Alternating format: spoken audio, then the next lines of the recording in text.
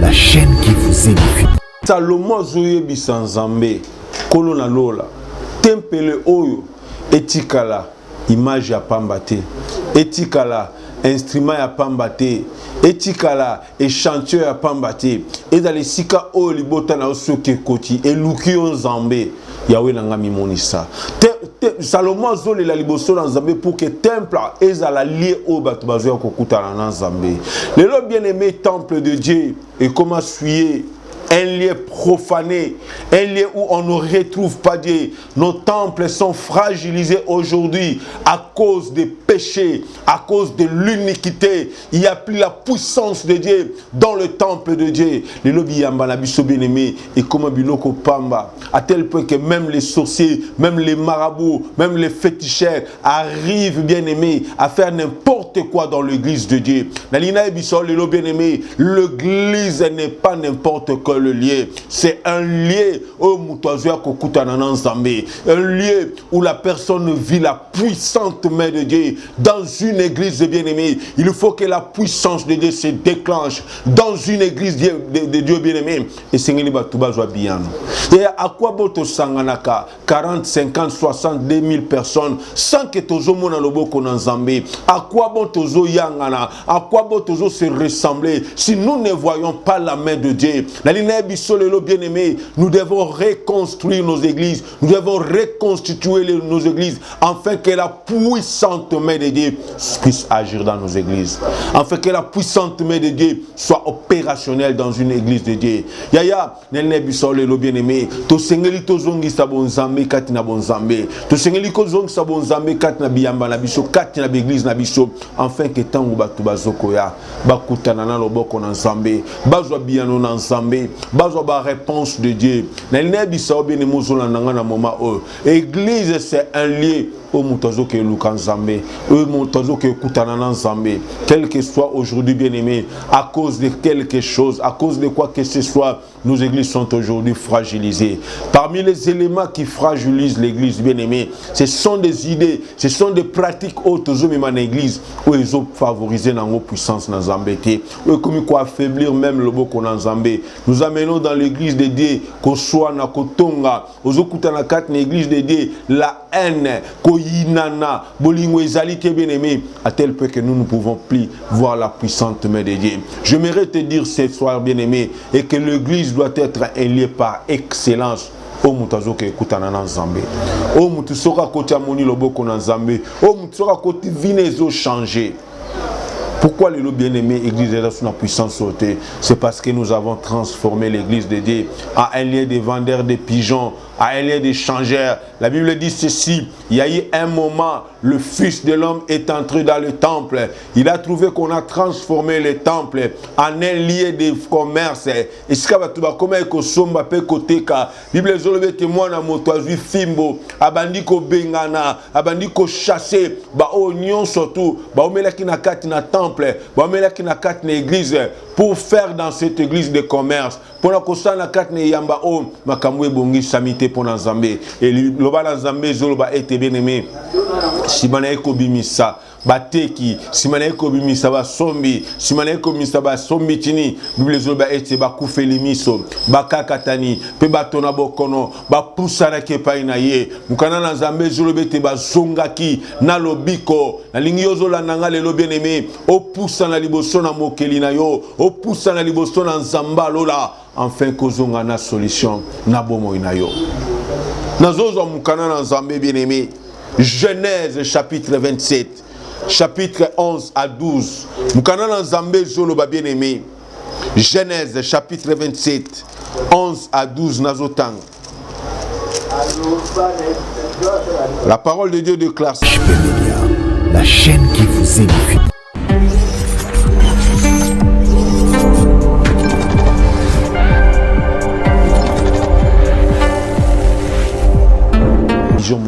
À conduire peuple de Dieu devant toi à travers cette grande communauté, deux églises pentecôtistes de sécuristes. Alors le lo bandeko batali alingi to sungana na bino na matali makomi na Nzambe tem na biso ya lelo ezali bongo devant la face de l'Éternel.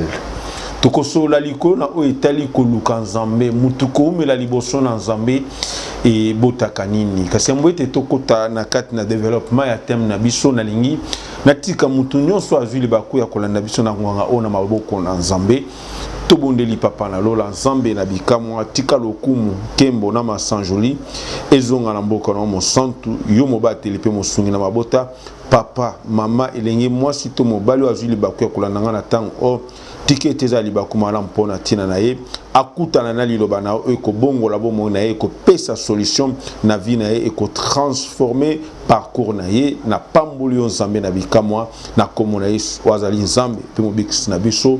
Gloire et louange à toi Seigneur Jésus-Christ. Bien-aimé dans le Seigneur, demeurer devant la face de l'Éternel. Bien-aimé, belé le long la tango boye. Ya mwa bima, ya mwa ke na mosala, ya mwa mikota na kat na action pakala songolo. Azane sika oya kendaka koye kamela. Ba misusu akoki abimate soka za na bague magique na été. Mususu akoki abimate soka ke ko consulter mpungu na été. Soka consulter kodia na été. Soka consulter ekeko na été. Mais l'enla biso bien aimé o eleki important, c'est demeurer devant la face de l'Éternel. Marcher devant la face de l'Éternel. Vivre devant la face de l'Éternel. Tozo kende na mukana na Nzambe na 2 Chroniques chapitre 6 verset 20. Bien-aimé, ezali solo ya dédicace ya temple. Mukana na Nzambe zolobe te simana Salomo kotongela Nzambe tempelo. Tempelo monene o esengela ki Israël bayaka kokumba melanzambe bayaka koluka nzambe. Nde Salomo azozwa maloba o na lina kabola na moma o.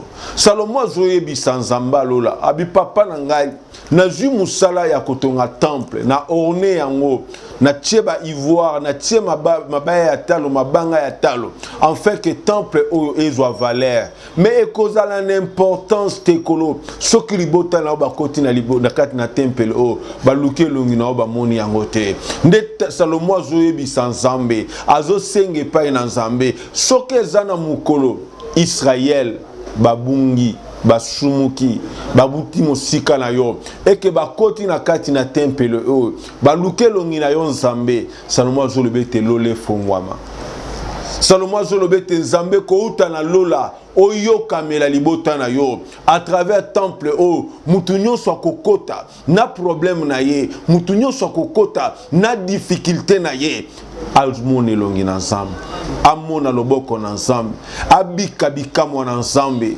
amona nguya na nzambe na linayebisa ndeko moko na pokwa na lelo na linayebisa ndeko moko na journée ya lelo ozwami na kati na batourment ozwami na kati na baproblème mais il y a quelque part esengeli na moto azwa lobiko ya quelque part esengeli na moto azwa guérison ezana quelque part moto asengeli azwa guérison pe solution na ba problème na ye. Jean-Baptiste azotuna Israël nino bokene kotala ne sobe nano bokene kotala ne sobe aisi bango ki ya ici plus que Salomon on a lina talisa yo bien-aimé aleki banganga mokilo aleki ba magicien mokili o aleki biloko nyonso mokili o son nom c'est Jésus de Nazareth. Bien-aimé dans le Seigneur na lina talisa yo était quand on s'avance devant la face de Dieu. Quand on s'avance devant Dieu, c'est pour que tout soit bien on a mis tout dans biso. Yaya, omitungisi mingi. Okokondi matena poko la lelo, na mema liboso nzambe na bomoi. Otamboli na banganga, otamboli na ba magicien, otamboli na ba occultiste, otamboli bipai na bipai bien aimé ozu lobi côté, ozu solution na problème na ote. La ligne la moment au bien aimé, na mema liboso moto apesa kabiano. Moto apesa ka solution na mituna na bana bato. Salomo zo déclarer abinzambe soki libota na yo ekoti na kati na tempele o eluki yo nzambe ya lola yawe fongolela bango lola yawe fongola maninisi na lola libota na yo ezwa lobiko libota na yo ezwa solution temple de refuge un lieu où mutakoko luka face na nzambe un lieu où mutakoko kutana na nzambe na lina moma ozo na nanga beneme eza libakuma lamu yozu ya kokutana na nzambe eza libakuma lamu yo kutani na nzambe na moma o na lina kati na temps au bien-aimé au comprendre que Dieu veut visiter ta famille Dieu veut te visiter en ce moment yangona minute au bien-aimé na lina reconstituer vie na yo au travers la visite divine na bomo na yo. Salomon zoyebi sans Zambé. Ce qui libota na yon Zambé na bilola. Attaque sumuki, attaque landami, attaque Salomon zoyebi sans Zambé. Kolo na lola. Tempele oyo etikala image ya pambate. Etikala instrument ya pambate. Etikala échantillon ya pambate. Et dans les sika oyo libota na osoke koti eluki yon Zambé. Yahweh n'a pas monisa. Salomon zole la liboso dans Zambé pour que temple ezala lié au batubazo kokuta na Zambé.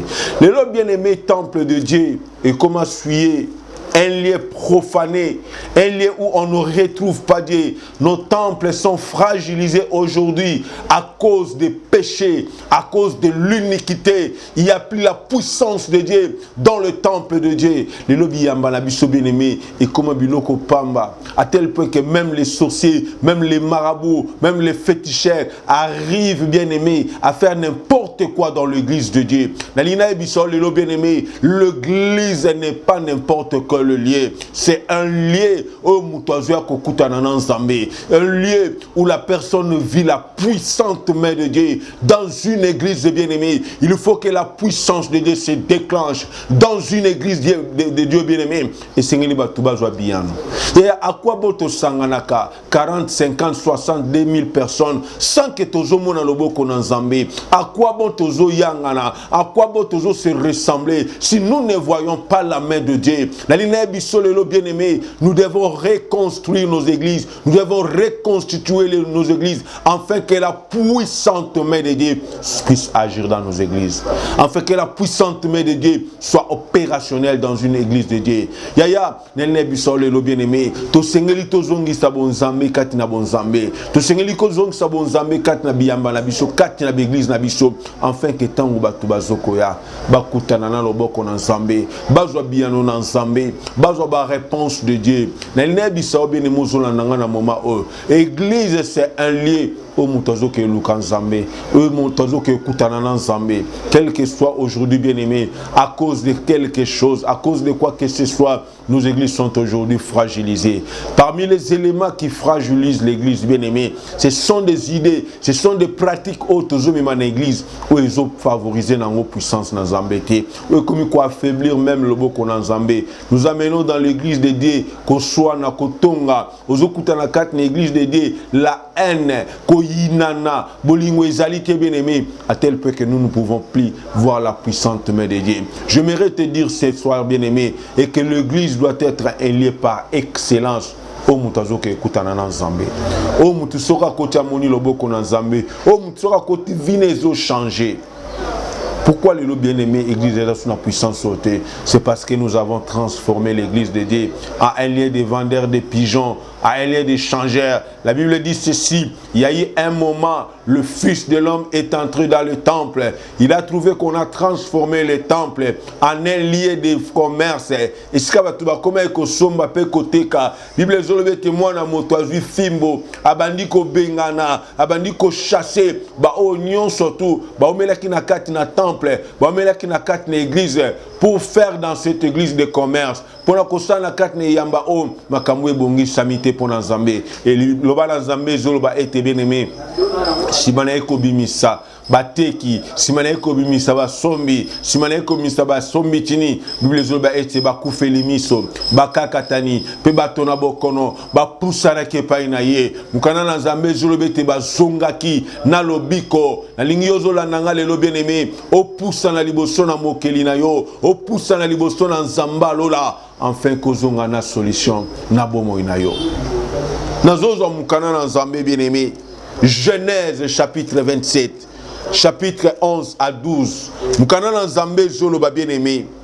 Genèse chapitre 27, 11 à 12 nazotang. La parole de Dieu déclare ceci.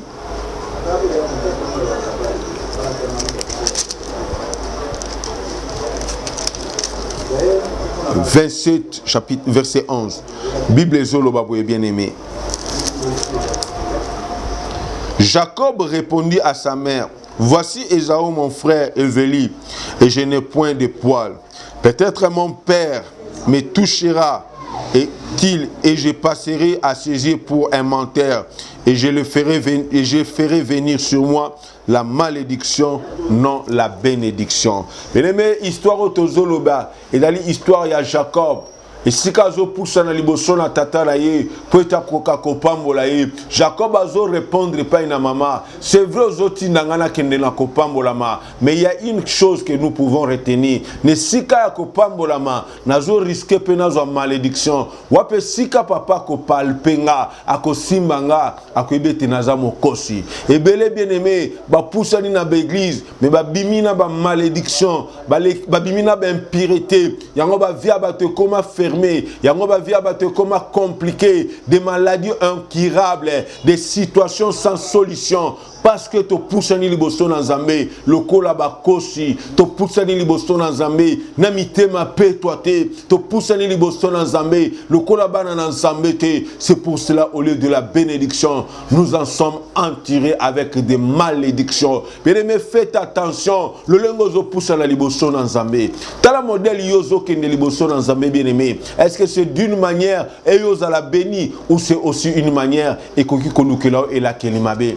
Ou c'est aussi une manière bien aimée et koki ko maudire vinayo et koki ko bloquer vinayo et belé bien aimé les lo ba vina bangwe comment bloquer parce que ba poussana ki liboso na Nzambe na lolenge sengela kite na lolenge bongite mukana na Nzambe solo ba ete mutu nyonso azobele maliboso na Nzambe mutu nyonso azopusha na liboso na Nzambe asuki samete Nzambe nda yanolaka asuki samete Nzambe nda remuneraka asuki samete Nzambe nda pesa kabiano yo poussana kandenge ni liboso na Nzambe bien-aimé. Yo poussa na kalolenge ni liboso na Nzambe. Oso croire même pas que Dieu est capable de guérir ta maladie. Oso croire même pas que Dieu est capable de donner la solution à ton problème. Voilà pourquoi nous en tirons avec des malédictions plutôt que des bénédictions. Nene biso que sika o mutazo tirer solution à quoi peut tirer problème na vie na ye. Keba komi luke la problème liboso na Nzambe te. Keba Nzambe akoma libaku pona yo te. Vaut mieux oza likamuna mutu Nzamba bundela yo, mais okoma likamuna Nzambe te. Yo ye une église bien-aimée, oyende ko panza, oyende ko tonga, oyende ko buka, oyena ko ina, oyena ko chola, oyena makambo ezo pousser Nzamba sala te katina yo. Ozo mimemela libaku mabe. Et il y a une attitude bien-aimée où Seigneur ko poussa ne pas na Nzambe. Toujours attitude à moi sur dans 1 Samuel chapitre 1 verset 7 à 11. Il y avait une femme appelée Anne. Et la Bible déclare que cette femme était stérile, reconnue, attestée, affirmée, stérile.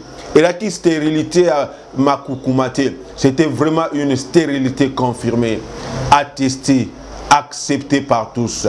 Bien aimé, cette femme s'appelait Anne, stérile. Mais la carte n'a vie n'a bien aimé. Azomi koute ta joie makina libala ya bombanda. Mbana ne peni na zobota tongo azobota pourquoi. Mais Anne ne mettait pas au monde. Elle était stérile, bien aimée. Et devant cette situation, sa rivale commençait à la mortifier. Ya kotonga ko cholaye, ko fingaye. Bien aimé à tel point qu'elle ne quoi kokai sou ko supporter injure, humiliation, abaissement, manque de considération auprès de Pénina, manque de considération auprès de Bana et Pénina, et quoi ce qu'on peut faire supporter Ante, Ndazuli Baku, Yaoke Koluka Nzambe. Mais la Moukana Nzambe, bien aimé, tozo monete, na mo mesano na bango, bazalaka de temps à autre, kokita na silo Koluka Nzambe. C'était une habitude na vie na bango. Bien aimé, nenge moko na ozola nanga na moment au commissaire kokene na Nzambe loko l'habitude, le quoi to sangana ka mardi, le quoi to sangana ka jeudi, ere kokina kende kaka. Et comment loko la formalité, c'était ça les habitudes d'Akati Libota O. Ils allaient de temps à autre au temple de Dieu, c'était comme à l'accoutumée, c'était dans leurs habitudes. On ne va pas à l'église par habitude, on ne va pas à l'église par accoutumée, on ne va pas à l'église parce que tokendarakaka, non, il faut aller à l'église avec un objectif. Premièrement, rencontrer Dieu. Premièrement, enfin que Nzamba sala quelque chose. Quand vous allez à l'église, bien aimé, c'est pour apporter vos difficultés c'est pour apporter vos problèmes, afin que Nzamba Lola appelle sa solution. N'a pas problème, n'a pas difficulté, n'a habité dans le moment au bien-aimé. Yo zola nanga na minute o. Okenda kepa ina Nzambe nengenin. Okenda ka lo sambo nengenin. Ninye me makona lo sambo. Peut-être Olanda Kabaninga, peut-être Olanda Kalibota, peut-être bien-aimé. Mais je vais te dire ce soir, bien-aimé, ne va pas à l'église n'importe comment. Ne va pas à l'église selon les habitudes. Allez à l'église selon les habitudes. Mais il y avait un jour, cette femme avait des tourments, avait des difficultés, avait des situations compliquées. Oui, Seigneur, la Kinzamba Lola Kutananaye. Des Bibles était ce jour-là, Anne s'est rendue à Silo pour aller chercher la face de Dieu. Mais les mélèves choses la minute, s'il faut aller devant la face de Dieu, c'est pour apporter ton problème devant Dieu. C'est pour apporter tes difficultés. C'est pour que Nzamba Lola atelema ayanola yo. Analobite na tonga mingi, na chola mingi, na finga mingi. Mais cette fois-ci, nazoke nena liboso na Nzambe, nazoke ne pai na Nzambe, nakuta na Nzambe, mopesi na biyano, mopesi na ba solution, alongola ke kombakati na ngai, alongola nanu ke kombakati na ngai, na umeli mingi na kati ya kochola, na umeli mingi na kati ya kufinga, na mona nanu Nzambe. Bien-aimé ozola na nga na moment o, umeli mingi na difficulté, na chômage, na célibat, na ba situation difficile, na lebiso na moment o bien-aimé, na lingina lukisa o Nzambe, na lito lukanga na Nzambe, na lito lukana na Nzambe, o mekana na Nzambe na ba dimension mususu, o mekana na Nzambe na ba dimension spirituelle. Je t'assure bien-aimé, Dieu fera quelque chose dans ta vie.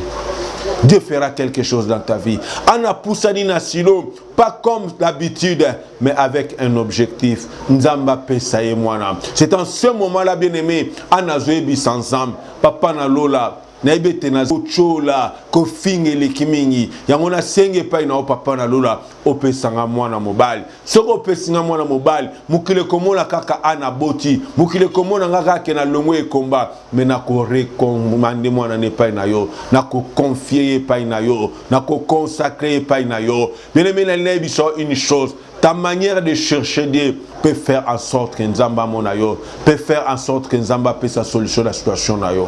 Anne est allée devant la face de Dieu. Anne est allée devant Dieu. Elle a versé des larmes. Elle a versé son cœur. À tel point que l'homme de Dieu, Élie a télémasé sa Anne. Maman, na landu yo, na observé yo longtemps. Na monete ko langwa na yo. We ko langwe la kaka na église. Ana zozo maloba bite mumu na Nzambe. Na langwete. Na langwete bien-aimé la ligne mutumoko o asuki lelo aluka Nzambe na dimension ya liboma na dimension ya muto neta langwe masanga na dimension batu bazo comprendre yote bien-aimé muto pe kisoko luka Nzambe te muto pe kisoko kota na ba dimension ya Nzambe te anazo répondre na mumu na Nzambe na langwete mumu na yaza na pasi na motema naza ekomba na bota kate yango na olele pai na Nzambe Nzamba Lola apesanga mwana Nzamba Lola apesanga mwana anazo yebisa momu na Nzambe nazo luka mwana Nzamba bikamwa Nzamba Lola apesanga mwana Bible zolobete momu na Nzamba juma loba koyebisa ana ete na époque o okozonga wana mwana et la Bible dit une chose bien-aimée. Le temps était arrivé, le temps marqué était arrivé. Anazozong en un temple, cette fois-là avec Samuel. Azo se présentait devant Élie. Élie ne s'en revenait plus. Élie n'en revenait plus. Azo tunaye, yolisusunani. Ne Anazo rappelé, rappelle-toi l'homme de Dieu, de la femme que tu avais compris comme si elle était ivre, de la femme qui était devant toi, en train de chercher Dieu. Azo lukanzamba zolela. Ye onatelemi.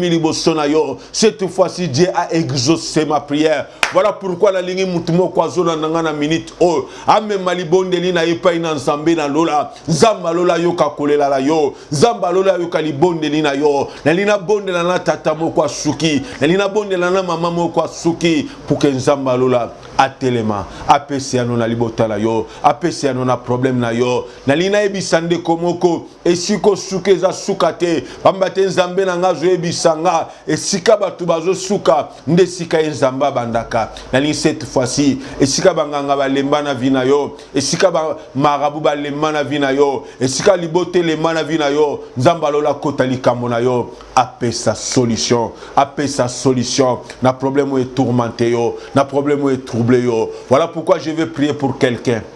On a un moment où azo sans revenir te. On a un moment où azo kokali susute. Beneme na lina bonde na yo. Na lina même problème na yo pa ina nzambe. Na yebi yango te. Mais nzambe na ote na minita yebi problème na yo. Ya on na yebi sans nzambe maloba. Akota likambo na yo. Asunga likambo na yo. Apeso solution na oetungi sibomo na yo. Ana zwa ki mwana na yebi te problème no ezanine. Tam se koza misala, tam se koza la mukanda, tam se koza la ba faire réseau marcheté. Peut-être libala, peut-être pesa kobota na lina ebiso na moment au travers de la prière que nous allons faire en ce moment. Nzamba lola pela moko Salomon a déclaré que ce qui libote pour ça liboso na nzambe ya nola yango et na yebi alliance ni na sala na nzambe à travers prière au tosa na minute nzamba ko ya nola yo kolo nzambe na biso na bikam yondo permettre papa ou permettre maman ou ala nanga la minute Zambé nanga na yebi problème na été mais na yebi lokomo konsam